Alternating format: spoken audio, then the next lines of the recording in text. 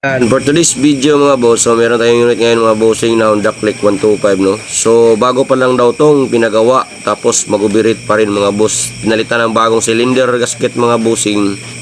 So mag-overheat pa rin mga boss. Ito yung ating i-share ngayon mga boss about po dito sa ganitong issue sa mga unit na Honda Click 125 mga bossing. So try natin pandarin. Ayan. Commander naman siya. So buksan natin yung ating radiator mga boss kung may coolant pa bang natira. Ayun no. So wala na po tayong makita mga bossing. Tapos ang sitwasyon sa unit ni bossing, ayan, grabe yung tunog sa kanyang unit. So wala na po may tama yung piston at block na ito mga bossing. I-off muna natin. Dahil ang senaryo nga pala sa unit ito mga boss, before po napunta sa atin, so pinalitan na po daw to ng bagong cylinder gasket. So pag ganitong sitwasyon mga bossing, pinalitan ng bagong cylinder gasket, so dito na tayo mag-check. Dalawa lang yung i-check natin nito mga bossing. Doon sa hindi pa nakaalam, so focus na kayo dito mga boss. Tanggalin muna natin yung cover sa ating turboer. May isa po tayong tornilyo rito mga boss. Ayan, tanggal ko na. At bunutin na po natin mga boss. Ayun no.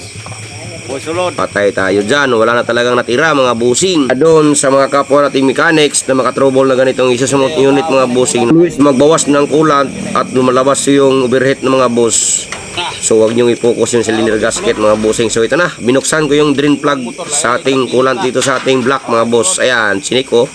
So mayroon namang natira. Napa di ay. Bago ito bilan mo. Ay, oh. Ito sa kadlaw ah. Oh, lang muna na yung sulod tanan. Wala naman ako yung gamit. Karoon naman ako nagamit.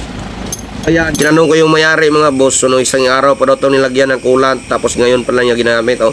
So yun lang po natira. So ito na, pas video na tayo dito mga bossing. Dahil lang i-share lang po natin ito mga bossing. Ayun lang pong dapat ating i-check na ito.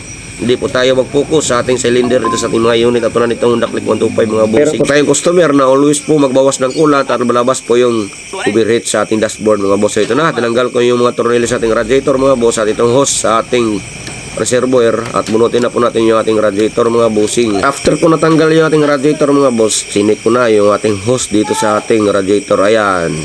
So walang butas or walang biyak mga bossing. At tinanggal ko na yung tornilyo sa ating water pump mga boss. Ayan, pas video na tayo dito, sinikutan ko ng long nose mga bossing. Dandahan na po tayo dito dahil kung nakadugtong na thermostat dito sa ating water pump mga boss. After ko nabunot yung water pump mga boss, sinunod ko na yung ating radiator joint mga boss. Ayan, sinilip ko yung kanyang hose. Meron bang leak or biyak? After ko nabunot yung ating radiator joint mga bossing, siniparit ko na yung ating thermostat dito sa ating water pump. Tinanggal ko na yung dalawang tornilyo at binunot ko na mga bossing dahil silipin po natin to. Ayan, ito yung pinaka-importante. After ko na-check yung ating thermostat mga boss, tinanggal ko na yung ating hose mga bossing, binunot ko na. Ayan, after ko na-check yung ating thermostat mga bossing, so dito na tayo sa ating water pump. Inikot ko yung kanyang steam fan mga bossing. Sobrang tigas po, ginamitan ko ng long nose para po maikot natin mga bossing. Ayan, possible po na bearing na po ang need po natin palitan na ito mga bossing pag ganitong sitwasyon mga boss. After ko na-check yung ating bearing mga bossing dahil napakatigas, binuksan ko na yung ating water pump, tinanggal ko na isang tornilyo at silipin po natin sa loob mga boss. Ayan, sumalinis naman mga bossing at inikot ulit. Ayun no. Tapos ko na-check yung ating radiator joint mga bossing at itong ating water pump at nilinisan ko na yung ating thermostat. So ito yung pinaka-importante. Dapat 100% ibalik mga boss. Mahaba na po yung video natin mga bossing. Sa abang-abang ko sa part 2 mga boss. Bye-bye.